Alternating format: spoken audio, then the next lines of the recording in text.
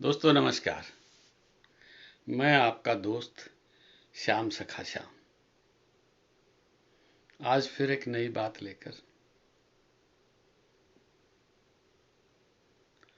आज पुस्तक की बात है, किताब की, बुक की।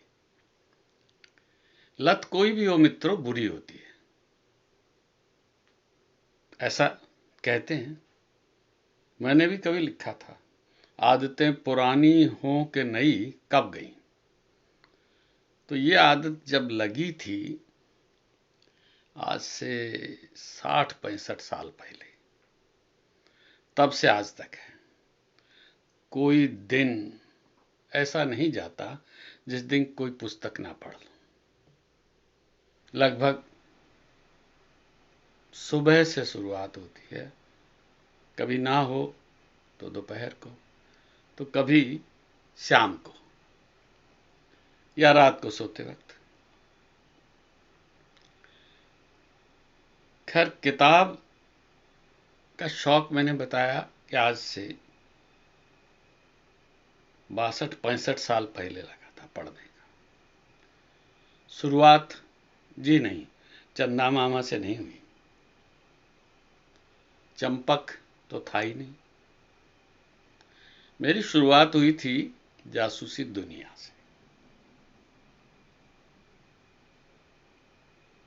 वो भी किराए की जासूसी दुनिया। रोहतक रेलवे रोड पर भाटिया वीर पुस्तक भंडार है, वहां से शुरुआत में 1 पैसे की एक दिन में मिलती थी। बड़ा पैसा होता था सब, 6 वाला भी होता था। जासूसी दुनिया के 3 कैरेक्टर थे दोस्तों। इब्ने सफ़ी साहब, इब्ने सफ़ी एमए लिखते थे, हर महीने आती थी, डाक से आती थी। कैप्टन कर्नल विनोद और कैप्टन हमीद, और एक थे राजेश। अब देखिए, कर्नल विनोद तो लंबे चौड़े, क्या पर्सनैलिटी थी। और मैं छुटका, आज भी 5 फुट 6 इंच का। वह बनने की तो नहीं सोच सकता था। उसके बाद थे जनाब कैप्टन हमीद साहब। वेद पाठी ब्राह्मण का बेटा था। बचपन में तो और भी ज़्यादा असर था, अब तो खैर खत्म हुआ धर्म जात का सारा का सारा। तो दोस्तों, उसके बारे में भी नहीं सोचा कि कभी बनूंगा, तो पसंद आया खिलंदड़ा राजेश। राजेश भी जासूसी करता था, कभी कभी आता था, और इसका बड़ा भारी दुख था क्योंकि अक्सर जो केस सॉल्व करते थे वो कर्नल हमीद और कर्नल विनोद और कैप्टन। बहुत लंबी चौड़ी कथाएं हैं। शायद 8वीं की बात है कि 2 महीने की छुट्टियों में भाटिया जी से मेरा सौदा हुआ कि 2 रुपए में वो पूरे महीने मेरे को पुस्तकें देगा किराए पर, जो मैं पढ़ सकूं।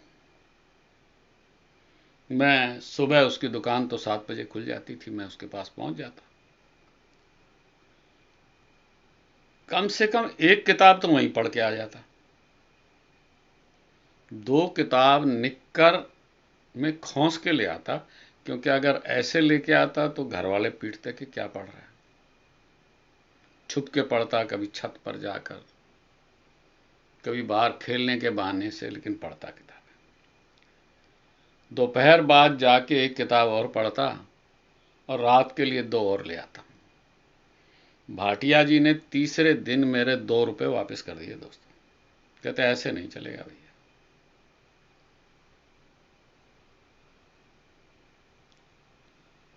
खैर,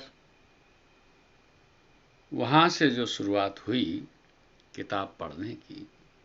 हाँ, एक और बात बता दूं, जो उस राजेश की, उस किताब की मुझे एक बात पसंद है कि वो बड़ा खिलंदड़ा था। एक दफ़ा किसी सुंदर सी लड़की को इम्प्रेस करने के लिए उसने सोचा।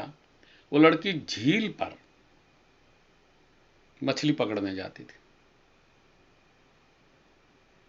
तो एक दिन वो पहुंचा, उस दिन लड़की को कोई मछली नहीं मिली दोस्त। तो उसने कहा ऐसे थोड़ा ही पकड़ी जाती है मछली। उसने कहा और कैसे पकड़ी जाती है? तो जनाब राजेश साहब ने छलांग लगाई झील में, डुबकी मारी और दोनों हाथों में एक एक तड़पती मछली जिंदा लेकर बाहर आ गए। लड़की बड़ी हैरान कि ऐसे कैसे। वो उससे मछली लेने लगी तो राजेश ने वो मछलियां वापस झील में फेंक दी। बाद में किताब में जिक्र आता है, राजेश अपने दोस्त को बताता है कि मैं वहां एक मर्तबान में बंद करके, जिसके ऊपर छेद था, जिंदा मछलियां रख के आ गया था और डुबकी मार के ले आया। चलिए दोस्तों, वो तो एक बात थी। उसी जासूसी दुनिया के पीछे एक नावल छपा था जी, आधा गांव, राही मासूम रजा का। तब उन्हें कोई नहीं जानता था। वही राही मासूम रजा जिन्होंने महाभारत सीरियल के बहुत खूबसूरत डायलॉग लिखे। लेकिन बुढ़ोती में उनसे एक गलती होगी, बुढ़ापे में अकल सठिया जाती है ना दोस्तों। तो कहीं उन्होंने कह दिया कि प्रेमचंद को तो लिखना ही नहीं आता था जी, उपन्यास और कहानी सम्राट प्रेमचंद जी महाराज तो कूड़ा लिखते थे। और वो जो भद्द पिटी उसकी, तो पूछिए नहीं दोस्तों। चलिए आज फिर लोक कथा पर ही आते हैं। लोक कथा, एक बाबा था मस्तराम।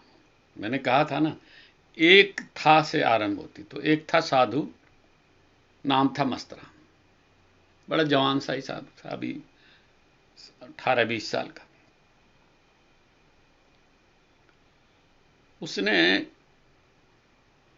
किशोर अवस्था की शुरुआत, यानी टीन एज की शुरुआत में कहीं सुन लिया था कि अजगर करे न चाकरी और पंछी करे न काम, दास मलूका कह गए सबके दातारा। तो उसने स्कूल जाना बंद कर दिया था। पिता ने पीटा, स्कूल जाने की, पढ़ाई की अहमियत सिखाई। तो उन्होंने कहा कि पढ़ के क्या होगा पिताजी? उनके पढ़ के तो ये सरकारी नौकरी मिल जाएगी। और सरकारी नौकरी पर एक कहावत भी ठोक दी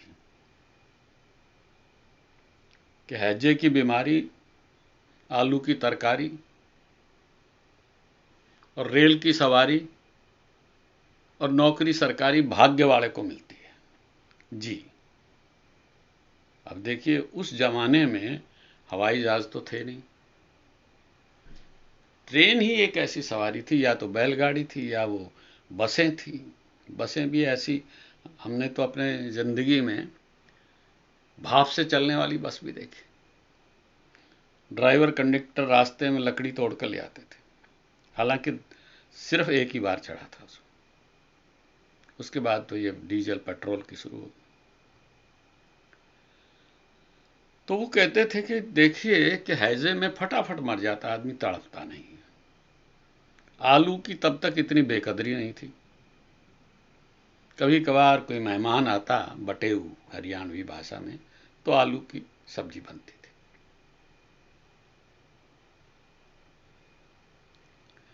और रेल की सवारी कि बैठ के जाओ, ना कहीं एक्सीडेंट का डर, ना कुछ। नौकरी सरकारी, नौकरी सरकारी तो आज भी बड़ी खूबसूरत। देखिए ना, कोरोना में कितने लोग बेरोजगार हो गए, लेकिन नौकरी वालों के मजे हैं, घर बैठे हैं, तनख्वाह मिल रही है, पेंशन मिल रही है।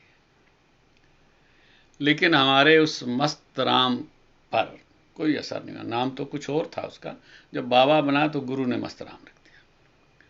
तो मस्त राम अजगर करे न चाकरी और पंछी करे न काम, रटता हुआ गांव गांव घूमता, भिक्षा लेता। एक दिन सुबह उठा तो उसे दोस्तों लूज मोशन हो गए, दस्त। उसको याद था कि दादा गुरु यानी उसके गुरु के गुरु ने कहा था कि अफीम खाने से दस्त मिट जाते हैं। जी, हमारे पढ़ाई में जब हमने एमबीबीएस की 1966 में शुरू किया था, तब टिंचर ओपीआई भी दी जाती थी दस्तों के लिए, टिंचर बेलाडोना और टिंचर ओपीआई। लेकिन उसने झोला टटोला, उसमें कहीं भी अफीम का अंटा नहीं था। फिर उसे याद आया कि उसकी माँ जब वो घर पर था तो खिचड़ी और दही देती थी। उसने सोचा चलो किसी से जुगाड़ करते हैं, तो पहले घर में ही अलख निरंजन लगाई तो एक बूढ़ी माँ बाहर आई। वो उसको रोटी देने लगी। उसने कहा, माँ मुझे दस्त लगे हुए हैं, थोड़ी सी खिचड़ी मिल जाती तो। बूढ़ी ने उस किशोर व साधु का मासूम चेहरा देखा। उसने कहा, अच्छा बाबा बैठ, बनाती हूँ खिचड़ी। अब माई ने चूल्हा जलाया, उसके ऊपर खिचड़ी बननी रख दी। साधु बाहर बैठा दरवाजे के, देख रहा है। अब साधु था, आमतौर पे उल्टी खोपड़ी के लोग ही साधु बनते हैं ना दोस्तों, तो उसकी खोपड़ी वहां भी उलट गई। उसने देखा कि उस घर का दरवाजा बहुत छोटा है। फिर सोचने लगा कि अगर इनके घर में कोई मर गया तो भला अर्थी कैसे निकालेंगे। अब वो अपनी खोपड़ी में अटकलें लगा रहा है, कभी खड़ी करके अर्थी निकाल रहा है, कभी टेढ़ी करके निकाल रहा है, लेकिन निकल नहीं रही उसके साथ, कहते फंस जाएगी। फिर उसे ध्यान आया कि भाई घर पुराना है, माई बूढ़ी है, कोई ना कोई तो इसके घर में मरा होगा ना आखिर, चलो माई से ही पूछ लेते। उसने कहा, माई। कहते बाबा रुक जा, बन रही है खिचड़ी, अभी कच्ची है। कोई बात नहीं माई, एक बात पूछनी थी। कि हाँ पूछ बाबा। कि घर का दरवाजा इतना छोटा है, तंग है, भीड़ा है, मुश्किल से 2.5 फुट है, अगर तुम्हारे घर में कोई मर जाए तो अर्थी कैसे बाहर निकालते हो। अब माई को आया गुस्सा दोस्तों। उसने वो खिचड़ी की डेगची उठाई, उसकी झोली में डाली और उसके मर जाने, भाग यहां से। डरता हुआ मस्तराम भी भाग लिया। जा रहा था, झोली से टपक रही थी क्योंकि खिचड़ी थी, पानी था। तो सामने से आते हुए किसी व्यक्ति ने कहा, बाबा वो तेरी झोली टपक रही है। क्या टपक रहा है देख। मस्तराम हंसकर बोला, अरे भाई ये मेरी जुबान का रस टपक रहा है। अगर इस जुबान का रस नहीं टपका होता तो अब माई ने खिचड़ी के साथ दूध या दही दिया होता और मैं सपड़ के लगाया होता। तो दोस्तों जैसे मैंने बताया था कि वो जनाब राही मासूम रजा की भी जुबान का रस टपक पड़ा और जो छिछालेदार उनकी हुई। तो दोस्तों ये जुबान का रस बड़ी गड़बड़ चीज है, इसको टपकने ना दें, इसको संभाल कर रखें। किसी ने कहा भी है कि मेरे कानों ने मुझे कभी कष्ट नहीं दिए, मेरी जुबान ने बहुत बार दिए। रहीम ने भी कहा है, रहीमन जिब्भा बावरी, कह गई सरग पताल, आप कहे भीतर भई और जूती खात कपाल। जुबान तो कुछ भी बक बक करके चली जाती है और लठ तो दोस्तों कपाल पर, सिर पर पड़ते हैं। धन्यवाद दोस्तों। अगर मेरी ये बातें, मेरी ये कहानियाँ, ये किस्से, मेरे संस्मरण आपको पसंद आते हैं तो इस YouTube चैनल शुक्रिया जिंदगी आर्ट्स को सब्सक्राइब करें, पसंद आए तो लाइक करें और शेयर भी करें। धन्यवाद। धन्यवाद दोस्तों।